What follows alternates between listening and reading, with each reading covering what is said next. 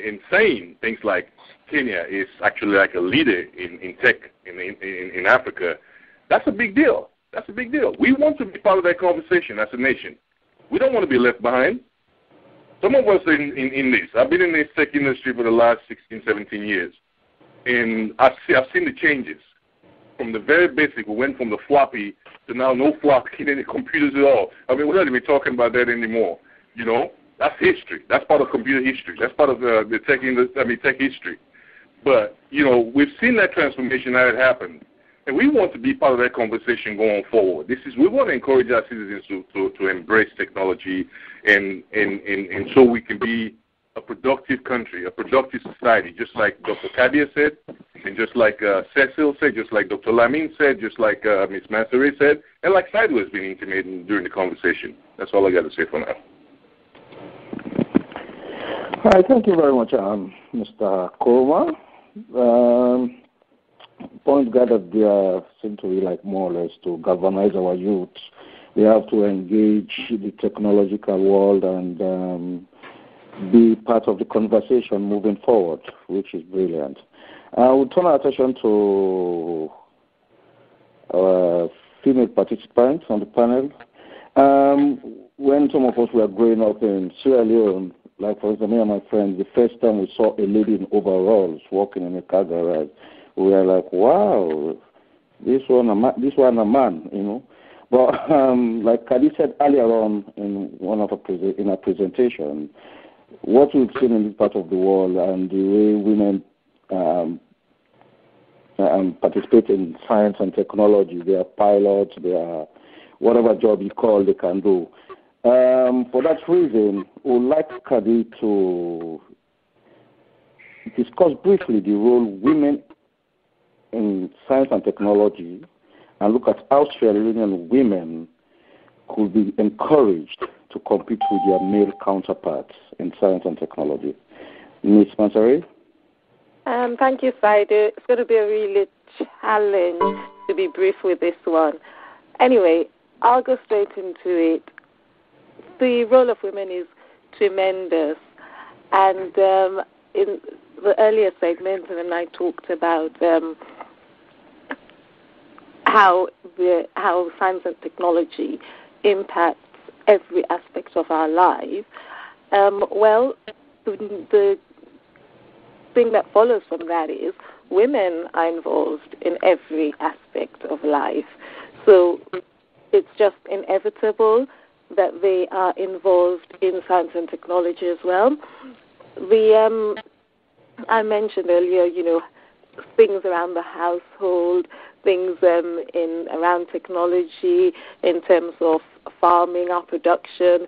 Leslie has mentioned in the office, Milton Kabir has also talked about the internet and business, making payments. Women are involved in all of this. Sierra Leonean women are involved in all of this. So not having them in science and technology is simply just not an option. There's no choice. If we want our quality of life to increase, if we want our standard of living, and if we want entrepreneurship to boom, we've got to get the women on board. We don't have an option for that. One of the things that has already happened anyway is that women are showing that they can do things. And the thing is, when women get involved in things like science and technology, they tend to bring a very practical approach to it. You know, get down there with no ego at all, get our hands dirty and do something that's practical. The Barefoot College, for instance, has trained women who were initially not educated, either illiterate or semi-literate, and made them into solar engineers. They're back, and the impact that has had within their community is tremendous. They're self-employed, you know, they make money. They found a lease of life, and it contributes to their society, and it contributes to them, their communities, and they've bought technology. There's electricity. We have abundance of sun in Sierra Leone. And these women have gone and learned about solar technology. They didn't just sit in the classrooms with it. They're out there, they're fixing bulbs, they're doing things, they're mending, they're earning money that helps their community. It's created employment, it's created a buzz. So that's an initiative that should be encouraged, and we need more of that. We need the government to really support initiatives like that. Other things again, the city of Hull is twinned with Freetown. Karen Lee Stowe was there some time ago, and she trained women who, again, unemployed, almost had no hope, and she trained them in photography.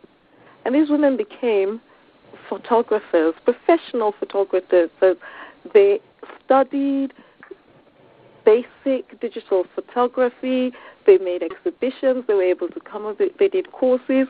Some of them came to the UK, they're doing short courses, developing on their skills, and all of them are doing different projects. They have businesses, small businesses that they're running and in different parts of the country as photographers, professional photographers. It's giving them a lease of life. It's created employment. They're in charge of making money and impacting their communities where they are, helping people. It's technology, it's digital technology, and it's a good thing for us as well. They are ambassadors because their exhibitions are in London and Hull. So again, a clear example of where women are using technology for practical purposes. Simple, it's not investment intensive, it's real practical solutions. I leave Sierra Leone. In Nigeria, schoolgirls, they made a generator out of urine. Now, we're struggling with electricity in Sierra Leone. You have schoolgirls in Nigeria doing a generator out of urine. You have the women in the Barefoot College doing solar.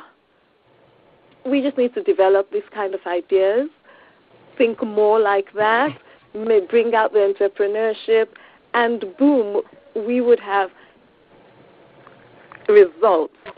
That's what we need to start looking for. It's not the big degrees. We have science professors that can tell you all the nomenclatures of all the biology things and chemistry and all of that.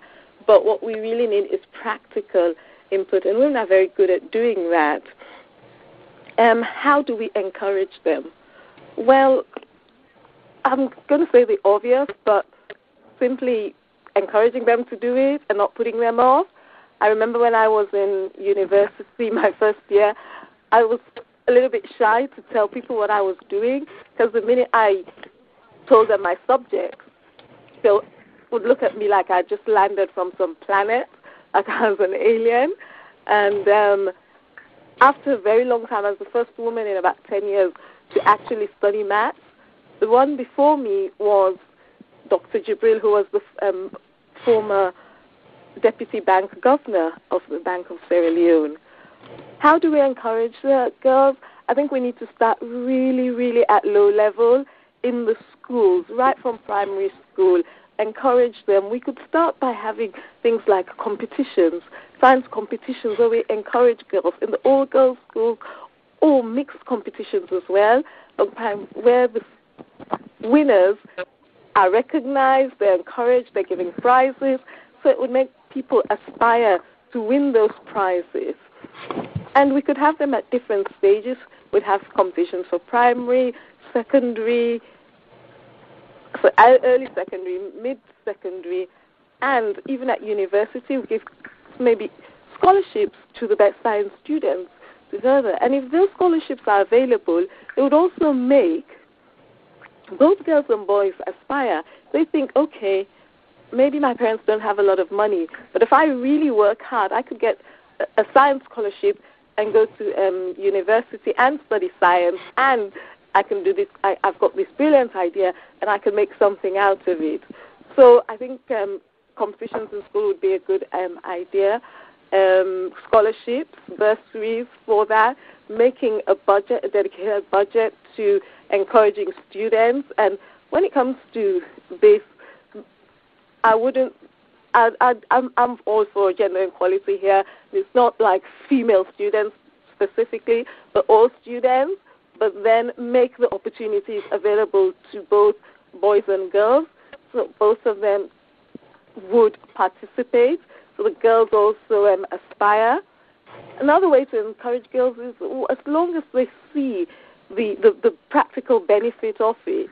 You know, if a girl thinks, okay, this is going to cut my housework into half and then I can go read my books or do whatever I want to do, then bingo, that's an incentive already. Who doesn't like things being made easy for them? And that's what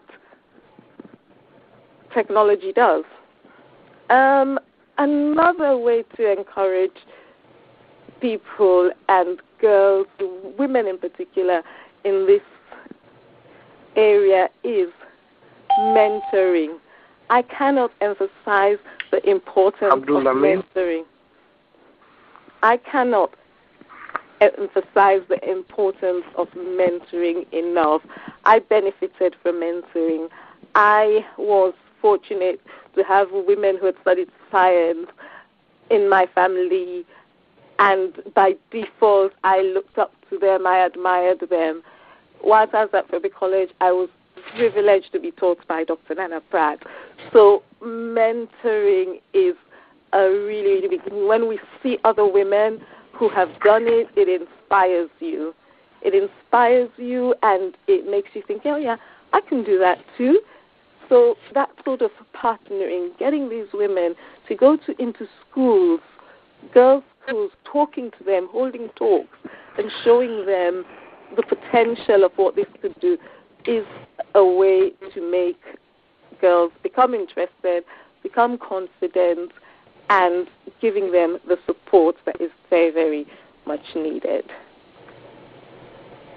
So thank you very much, Ms. Mansari. Point raised and point absorbed here.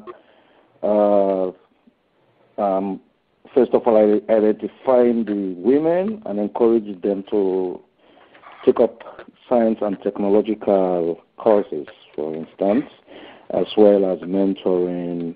And importantly, you spoke about the Barefoot College, who have been doing very greatly. So at times, again, we need some sponsorship, some impetus somewhere, Definitely. for our women to really embrace science and technology. It's never going to be easy, but yeah, like I said, we'll discuss more of this in a later stage.